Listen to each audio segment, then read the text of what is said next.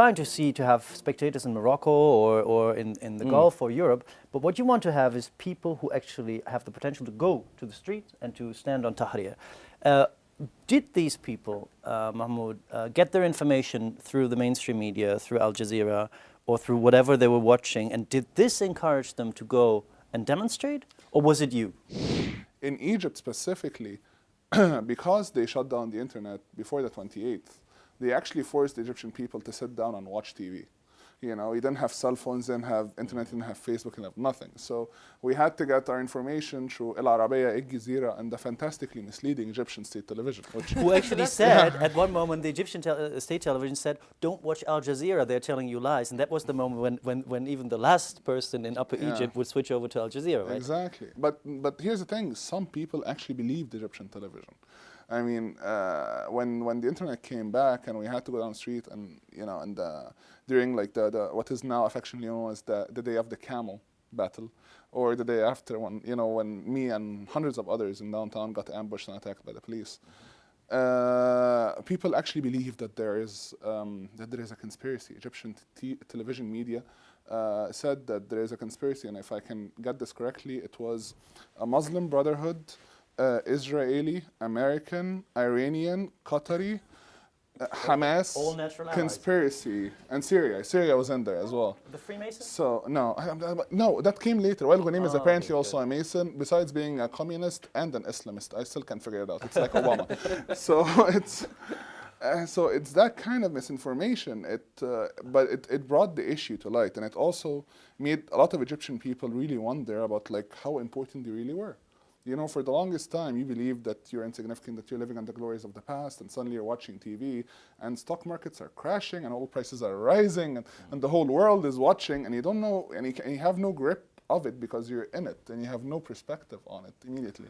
Dr. Mohammed, did the people who were connected to the internet actually make the revolution in Egypt? Or was it probably the people that went on strike in Suez and Ismailia that, you know, stopped the Suez Canal from running, that went on strike in the factories of Mahal al-Kubra? Who was the main, who has the merits for this revolution? The point is that social media are very good in the sense that first they manage the distribution of information, discursive communication, and then the second dimension is, or the function is to start the conversation, and that's very important because conversation in the digital age is important than the information. And the third dimension is the management of identity. Individually, you mentioned it, that the revolution was by individuals, but also by the collective action, because without the collective action, there can be no, let's say, no big events. And the last thing I think is also the networking. I would agree with this. And usually when I say this, it's people asking if social media. I'm like, no, because the moment they shut down the internet, we had no access to Twitter, we had no access to Facebook, and we had no access to cell phones either. But they forgot one very important thing, that Egyptians are natural social networkers.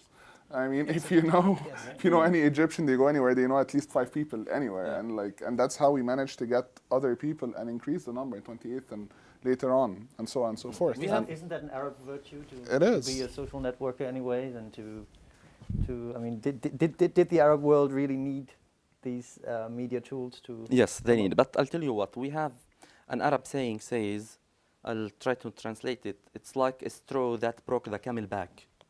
We say it in Arabic for Arab speaking, القشة التي قسمت ظهر البعير.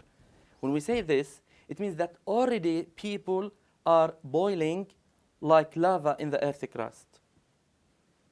Before volcano, people are boiling. So when they found like these social networks in their hands, like Facebook, etc., I would say it accelerates and facilitates. People who want to make this revolution, to make this change, they find these kind of social networks to contact each other, to call for revolution, to call for demonstration, to call upon people to go on streets, etc. So I wouldn't say that Facebook or any other channel that is the reason for erupting any kind of revolutions. We will be unfair with these people who really made this. Mm-hmm. Well, I don't want to bother you with anecdotal evidence, but I attended, as I said, the Tunisian revolution. But I was extremely surprised by the number of rumors that was that spread around very, very rapidly, and that could have had fatal consequences. People were, and they were saying it on Facebook, and they were tweeting it, that Ben Ali had European mercenaries that would walk around, and they were armed, and they would shoot at the opposition.